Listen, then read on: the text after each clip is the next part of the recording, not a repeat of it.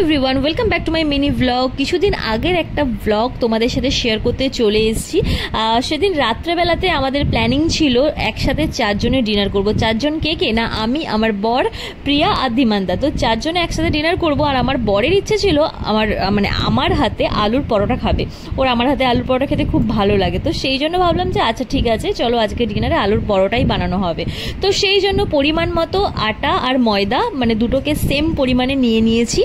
আর তার সাথে গাওয়া ঘি মেখে নিয়েছি যাতে মাখাটা যাতে সফট হয়। তো ওটাকে ভালো করে প্রিয়া মেখে নিয়েছে, দেন ওটাকে রেস্টে রেখে দিয়েছে। তারপর এদিকে চলে এলাম আমি আলুর স্টাফিংটা বানাতে। তো প্রথমে শুকনো কড়াইয়ে একটু গোটা জিরে আর শুকনো লঙ্কা ভেজে তুলে রেখেছি। কড়াইয়ের মধ্যে তেল দিয়ে তাতে পরিমাণ মতো শুকনো লঙ্কা সাথে গোটা জিরে অল্প করে ভেজে তুলে রেখেছিলাম।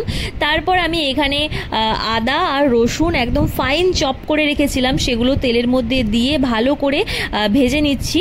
যখন রসুনের একটা সুন্দর গন্ধ বেরিয়ে আসবে তখন পেঁয়াজ কুচিগুলো এইভাবে ছোট ছোট করে আমি চপ করে রেখেছিলাম পেঁয়াজগুলো, সেগুলোকেও দিয়ে দেবো। পেঁয়াজগুলো যখন লাল লাল করে ভাজা হয়ে যাবে তার মধ্যে অ্যাড করতে হবে টমেটো কুচি সাথে কাঁচা লঙ্কা। আর যদি সাথে থাকে ক্যাপসিকাম বা আদার্স কোনো ভেজিটেবল তোমরা যদি অ্যাড করতে চাও অবশ্যই এটার মধ্যে অ্যাড করতে পারো। আর এটার মধ্যে পরিমাণ মতো নুন দিতে হবে আর পরিমাণ মতো হলুদ, ব্যাস। এটার মধ্যে আর কোনো মশলা কিন্তু লাগছে না। আর আমি এখানে ক্যাপসিকাম অ্যাড করেছি, বাট লাস্টে ভুলেই গেছিলাম যে আমার কাছে ক্যাপসিকাম আছে। তো যাই হোক, লাস্টে অ্যাড করে দিয়েছি। তো তারপর যে ভাজা মশলাটা শুকনো কড়াইয়ে যে ভাজা মশলাটা আমি করে রেখেছিলাম ওটা দিয়ে দিয়েছি। তারপর আলুটাকে দিয়ে দিয়েছি একদম ভালো করে চটকে। আর যেটা আমি তেলের মধ্যে শুকনো লঙ্কা আর গোটা জিরেটা ভেজে রেখেছিলাম সেটাও কিন্তু চটকে ভালো করে আলুর মধ্যে দিয়ে দিয়েছি।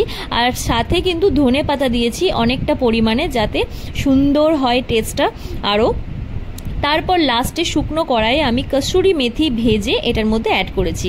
আর ওই যে বললাম ক্যাপসিকামটা আমি ভুলে গিয়েছিলাম যে আমার কাছে ক্যাপসিকাম আছে, তো সেই জন্য লাল আর সবুজ কালারের আমি এটাকে অ্যাড করে দিয়েছি লাস্টে। তারপর আলুর মধ্যে ভালো করে মেখে নিয়েছি।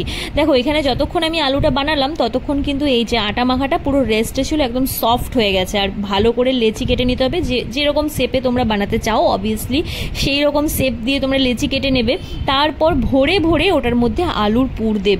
এই ভরে ভরে আলুর পুর দিলেই কিন্তু এই আলুর পরোটাটা খেতে দারুণ টেস্ট হয়। আর অবভিয়াসলি যেরকম আটা মাখাটার উপর ডিপেন্ড করছে পরোটাটা, সেরকম কিন্তু আলুর স্টাফিংটার উপর ডিপেন্ড করছে টেস্টটা কীরকম হবে। তো দুটোই যদি ভালো করে হয় তাহলে তো কোনো ব্যাপারই না। আর এইভাবে দেখো ভালো করে চেপে চেপে কিন্তু পুরো মুখটা বন্ধ করতে হবে, না হলে কিন্তু বেলার সময়তে আলুর পুরটা বেরিয়ে আসবে। তো দেখো আমাদের এদিকে সব একদম রেডি হয়ে গেছে, আলুর পুর সবগুলোতে ভরে দিয়েছি। এরপর মেন কাজ শুরু, আমাদের বেলা প্লাস শাঁকা। তো দেখো এখানে কিন্তু প্রিয়া বেলে নিচ্ছে। আমি অতটা ভালো করে বেলতে পারি না, গোল গোল করে বেলতে পারি না, তো সেই জন্য এই কাজটা প্রিয়াকেই দিয়েছি। আর ওইদিকে আমি পরোটাগুলো ভেজে নিচ্ছি। আমি এই পরোটাগুলো ভাজতে আমি খুব ভালো পারি, তো সেই জন্য সেই কাজটা আমিই করছি। আর প্রত্যেকটা পরোটা এত সুন্দর ফুলেছে, জাস্ট তোমরা একবার দেখো, পুরো ভিডিওটা দেখো তাহলেই বুঝতে পারবে জাস্ট এটা কতটা খেতে সুন্দর। আমি এখন এডিট করছি, তো আমার এখন আবার আলুর পরোটা খেতে ইচ্ছে করছে, তাও আবার নিজের হাতের। তো যাই হোক, এখন সেটা সম্ভব না।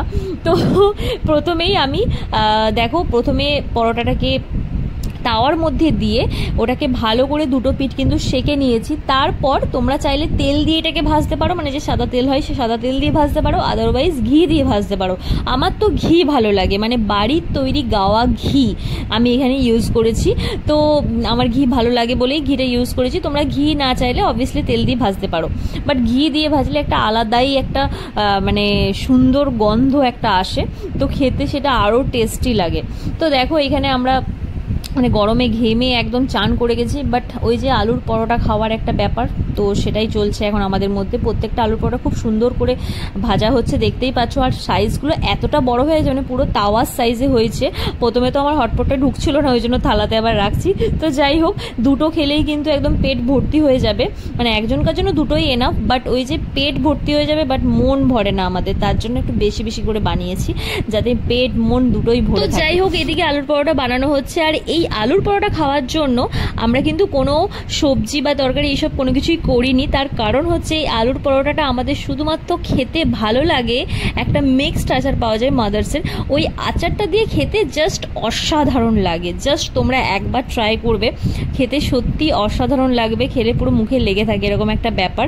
তো আমরা তো পুরোটাই একদম আচার দিয়েই এতগুলো পরোটা একদম ফিনিশ করে দিয়েছি। দেখতেই পাচ্ছ কতগুলো পরোটা ছিল, এই যে দেখতে পাচ্ছ এক শিশি আচার, শুধুমাত্র আচার দিয়ে খেতে মানে দুর্দান্ত লাগে। জাস্ট একবার ট্রাই করবে। তো চলো সবারকার ফিডব্যাকগুলো শুনে নিই একবার। না আমার বউ এটা বানালে আর কিছু দরকার হয় না। আচ্ছা ঠিক আছে,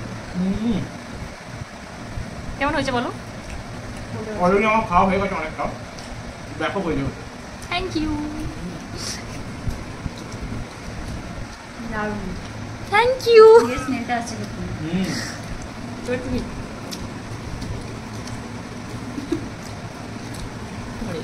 তুমি খাও, ঠিক আছে খাও না, কি হবে?